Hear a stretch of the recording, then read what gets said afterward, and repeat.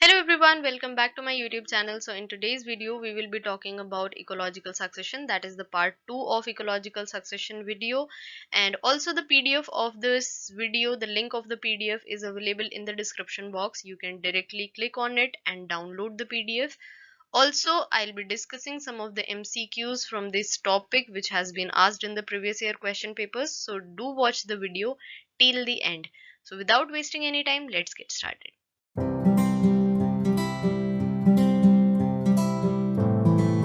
So to start off with, we will be discussing one of the MCQ from the previous video lesson that we had, that is ecological succession part 1.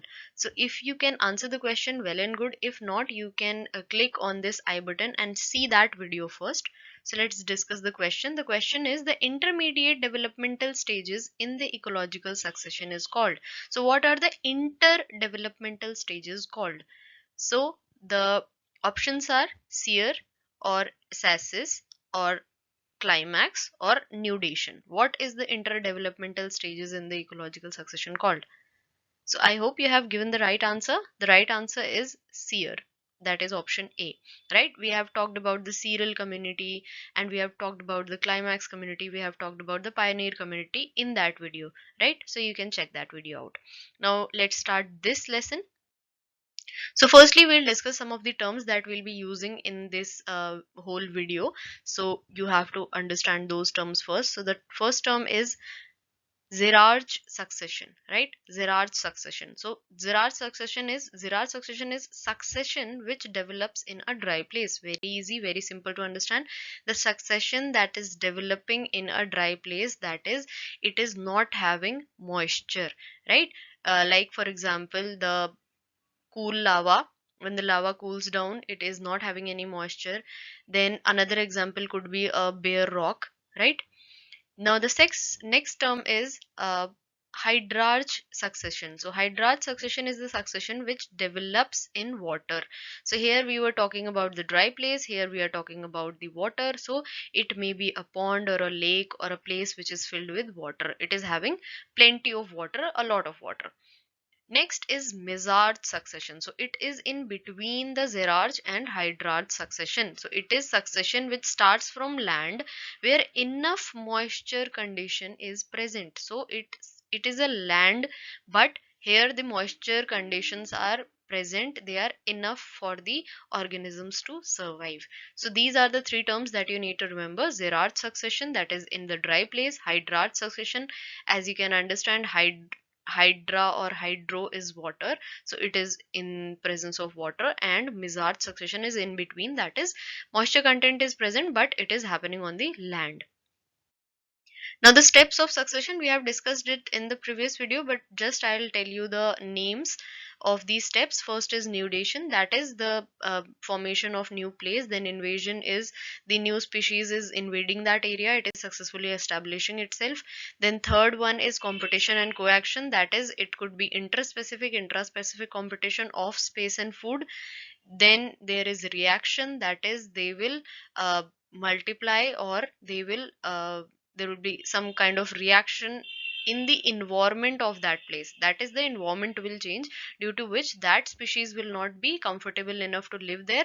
Then the new species will come, right? So invasion, competition and reaction will happen one after the other in a chain process, and ultimately stabilization will be there. The climax community will establish in itself in that area. So these are the 5 steps of succession. Now Xerarch succession. If we are talking about succession, the processes of succession we have talked. So for example, nudation has happened, a new place has been formed which is a dry place. Now what will happen after that? Some species, that is the pioneer species, will come into that area. So what is the pioneer species for Xerarch succession? It is the crustose lichen. The crustose lichen acts as the pioneer species in the Xerarch succession, that is the succession which is happening in the dry place. So why only crustose lichen are able to act as pioneer species? Because they do not anchor to the soil. As I have told you that there is no soil, there are no nutrients that are available in that area. So it doesn't require soil for the anchorage, right? So it can survive without soil. Secondly, it do not require moisture. It doesn't require moisture to survive, so it can survive in the dry state as well. Now what will happen? Crustose lichen will change the environment of that place, right? Reaction will happen, and then crustose lichen cannot live there. They are not, the environment is not good for them, and the next species will come into picture. The next species is foliose lichen, right? So it can live in certain amount of soil. If some amount of soil is present, foliose lichen can live there. If certain amount of moisture is present, they can live there. After that, what will happen? They will multiply, they will compete, they will co-act with each other, and then a reaction will again happen, and then the environment will not be suitable for the foliose lichen. The moisture will increase, the soil content will increase, the nutrients will increase, and then the next species that will come into picture is fruticose lichen, right? Remember the names of the lichens very carefully. Started with crustose lichen, then foliose lichen, and then fruticose lichen. Fruticose can live in more amount of soil, more amount of nutrients, and it requires more amount of moisture, which is now present in that environment. Now what will happen is fruticose lichen will also die off, and it will be submerged into the soil, and what will happen is it will form certain more nutrients, right? More moisture will be present in that area. Then who will come into picture? Bryophytes. This you must have heard about, right?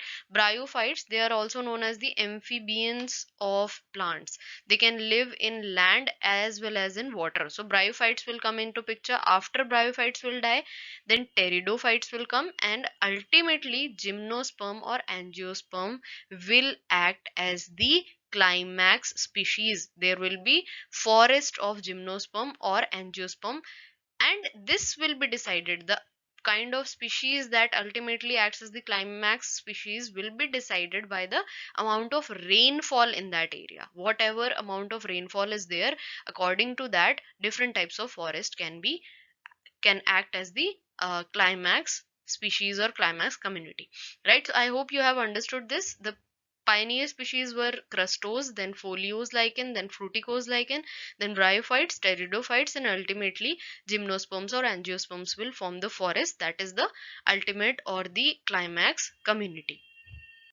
Next is Hydrarch succession. As I have told you already, Hydrarch is in presence of water, or it is in presence of like it is in some lake or it is in some pond, right? Now it has certain stages that we need to understand. First stage is the phytoplankton stage. It also is the pioneer species, that is the phytoplanktons are the pioneer species. Now what are phytoplanktons? They are the producers for the area that is having water, right? They contain certain chlorophyll like pigments, and they can make their own food. So phytoplankton stage is there. Water is deficit of nutrients. At that time water doesn't have nutrients, so any other consumer like plant cannot sustain in that stage. Only producers can come into picture. They can form food, and then they can produce the nutrients. So without the nutrients also, phytoplankton can come into picture, and they can form their community, or they can start off the succession in that area, right? So phytoplankton stage is first. Second stage is submerged stage. As the name itself is clear, the plants will be submerged into the water. Now there is complete comparatively richer soil. As I have told you that there were no nutrients in first stage, now the nutrients are provided by the phytoplanktons, and then comparatively richer soil or richer water, richer means rich in nutrients, will be there in the water. Now what happens is, in the water bodies, if there is like this, the water body is like this, if the phytoplanktons are here and they are dying off, they are forming some amount of soil, some amount of soil is there. So now the level of water has increased. The soil is here, the level of water will increase. So what happens is growth of rooted submerged plants. So these plants are submerged into the water, but they are rooted. They are rooted in the soil that is newly formed. For example, the example of the Hydrarch succession stage number 2, the examples of the plants that are there are Utricularia and Hydrilla. Now we'll move on to the third stage.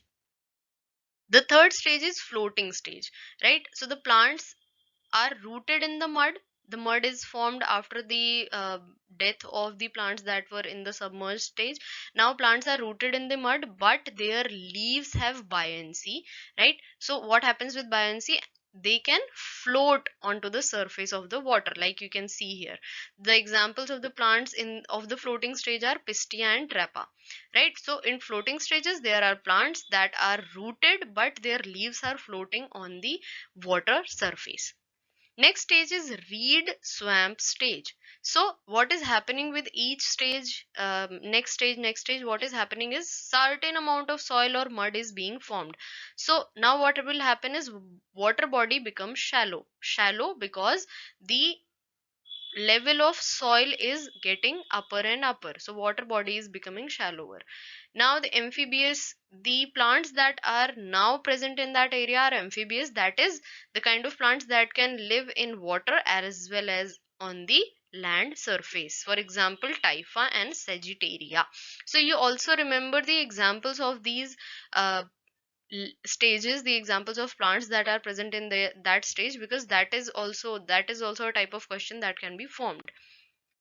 The fifth stage is marsh meadow stage. The soil is now marshy, and the example of the plants that are found are Dichanthium and Mentha. Next stage is woodland stage. In the beginning, some shrubs and later medium-sized trees form open vegetation or woodland. As you can understand now, the plants are more woody, they are shrub-like, and the examples of the plants are Acacia and Terminalia.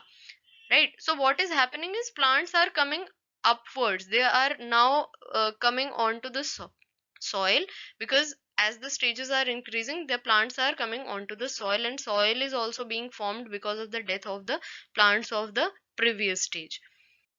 And the ultimate stage is the climax stage. As you can see in the pictures, the ultimate stage is always a mesophytic forest. So there could be any type of forest that could be formed. As you can see in the pictures, it depends on the rainfall, as it depended in the Xerarch kind of succession. So from Hydrarch succession and Xerarch succession, what will ultimately happen is it will finally form a mesophytic forest. As I have discussed in the two successions, that ultimately the forest is being formed because the forests are the most stable type of ecosystems, and the type of forest will definitely depend on the rainfall that is happening in that area, right? So do remember that the Hydrarch succession or the Xerarch succession, the final or the climax community will always be a mesophytic forest. So I hope you have understood the lesson. Now we'll discuss some of the MCQs related to this. So in primary succession, what is primary succession? Primary succession is nothing but the kind of succession in which there was no organisms present in that area, or there are no nutrients, no soil is present, right? So in primary succession, the pioneer organism on a xerosere is, what is the pioneer organism of Xerarch succession or xerosere? So the options are mosses, green algae, pteridophytes, or lichens. This is a very easy question because there are directly given the lichens. They have given the option of lichens. But if there were different kind of lichens that were given, we know that the correct answer of that would be crustose lichen, right? So the correct answer of this question will be D. But if the specific names of the lichens are given, you have to remember that the primary succession, in primary succession, the xerosere, the pioneer organism of xerosere is crustose lichen. After that, there is foliose lichen, then fruticose lichen, then bryophytes, pteridophytes, and then gymnosperm or angiosperm. Next question is, the largest unit of climax communities representing well-defined climatic zone is referred to as. Options are biosphere, biome, biota, or landscape. The largest unit of climax communities, if the climax community is formed finally of that climatic zone, what is it called? So the correct answer to this will be B, that is biome, because biome is nothing but the combination of different kind of ecosystems. So different ecosystems form the big biome, that is a in a climatic zone, it is representing the climax community. So the last question is, which of the following symbolizes correct sequence of Hydrarch? As I've told you, you need to remember all the names of the species. So the options are diatoms, Wolffia, Hydrilla, Cyperus, or Populus. Now the different options are given. So you can, firstly you have to cross the options first, right? So you can see here diatoms are given, and in the D section diatoms are given. Diatoms are nothing but the phytoplanktons that are starting the hydrosphere. So it will always start with diatoms, right? So either A or D is correct. Now we'll see, after diatoms there are Hydrilla, Wolffia, Cyperus or Populus in the D option. In A option it is diatoms, Wolffia, Hydrilla. So if you remember, I have given you the in the examples the submerged stage. In the submerged stage there was Hydrilla, right? So the second stage is Hydrilla, or the submerged stage we find Hydrilla. So the correct answer will be diatoms, Hydrilla, Wolffia, Cyperus and Populus. Populus is a kind of species of the gymnosperm. So B option was entirely incorrect.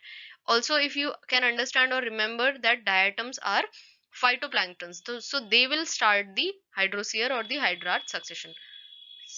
So I hope you have understood the ecological succession really well. Also, you have understood all the MCQs. Do share it with your friends whoever are preparing for the same examination, as these videos are really helpful for your NET exam. And also comment down below your reviews of the video. If you have liked the content, please hit the like button and also subscribe to the channel for more such informative videos. Thank you so much.